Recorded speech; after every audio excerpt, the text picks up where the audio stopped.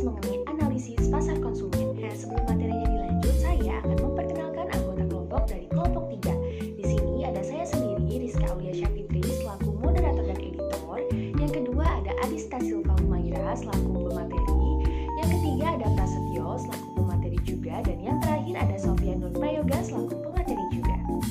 Nah, mari kita lanjut ke presentasi pemateri. Materi pertama akan dibacakan oleh Adista Silvia Humaira. Di sini saya akan menjelaskan model perilaku konsumen. Model perilaku konsumen adalah teori yang mempelajari tentang berbagai faktor yang mempengaruhi konsumen dalam membeli barang atau jasa. Sebuah model adalah sebuah penyederhanaan gambaran dari kenyataan. Penyederhanaan ini melalui pengaturan aspek-aspek dari kenyataan dan hanya terdiri dari aspek-aspek di mana pembuat model tertarik. Laudon dan Della Vita mengemukakan, a model can be defined as a simplified representation of reality. Model didefinisikan oleh Zalcman and Waldorf sebagai berikut. A model is a representation of something, in our case the process. Selanjutnya ada model perilaku konsumen menurut kekuatan lingkungan.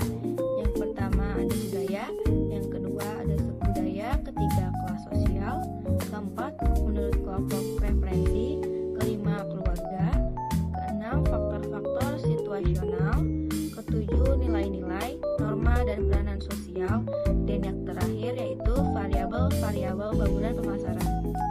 Lalu selanjutnya dipengaruhi oleh faktor-faktor individual, yaitu yang pertama ada A. persepsi, B. motif, C. pengolahan informasi, D. pembelajaran, E. sikap dan keyakinan, F. kepribadian, G. pengalaman, dan yang terakhir yaitu konsep diri.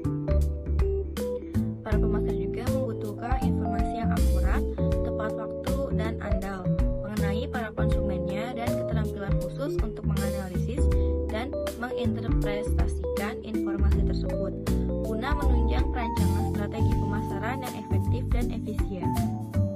Kebutuhan ini berkontribusi pada pengembangan perilaku konsumen sebagai bidang studi spesifik dalam pemasaran. Secara sederhana, istilah perilaku konsumen mengacu pada perilaku yang ditunjukkan oleh para individu dalam membeli dan menggunakan barang atau jasa. Terima kasih kepada Adista Silvia Humaira, dan materi kedua akan dibacakan oleh Sofia. Pengertian pasar konsumen. Pasar konsumen disebut juga dengan kegiatan bisnis to consumer atau B2C. Dalam pasar konsumen, sebuah perusahaan atau produsen menjual produk atau jasa mereka langsung ke konsumen akhir. Dalam transaksi yang dilakukan pada pasar konsumen, produk dijual kepada pelanggan baik untuk digunakan sendiri atau digunakan untuk keluarga mereka. Jadi, bukan untuk menjualnya kepada orang lain. Perilaku pembelian masyarakat yang ada di pasar konsumen ini cenderung dipengaruhi oleh beberapa faktor, seperti halnya faktor pribadi, budaya, sosial, dan juga psikologis.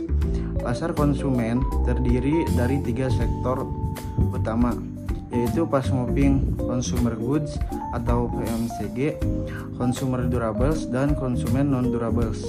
Ciri-ciri pasar konsumen. Ciri-ciri pasar konsumen terbagi menjadi 5. Yang pertama yaitu brand produk bersifat perorangan, kedua pemetaan pasar demografis, ketiga aspek pasar nasional, keempat hubungan jual beli transaksional, kelima tidak mempunyai nasabah utama, dan lain-lain. Perbedaan pasar bisnis dan pasar konsumen.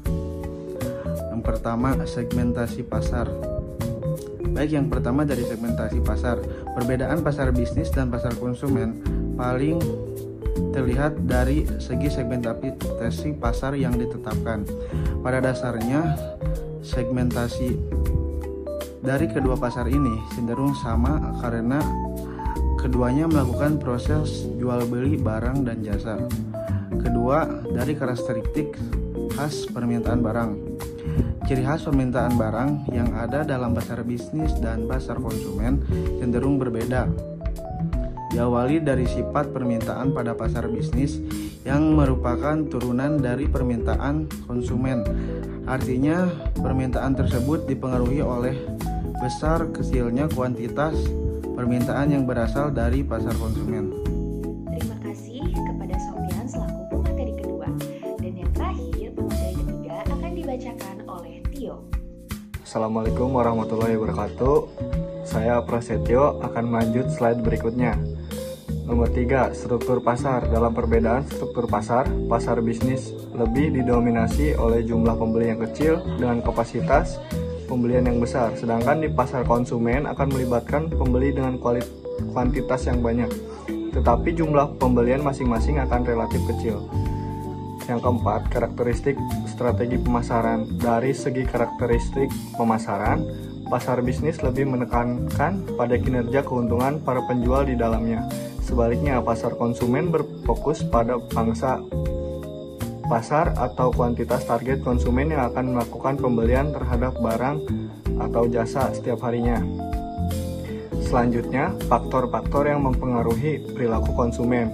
Kegiatan memikirkan atau mempertimbangkan dalam mengambil keputusan sebelum memberi produk tersebut maka disebut contoh dari perilaku konsumen.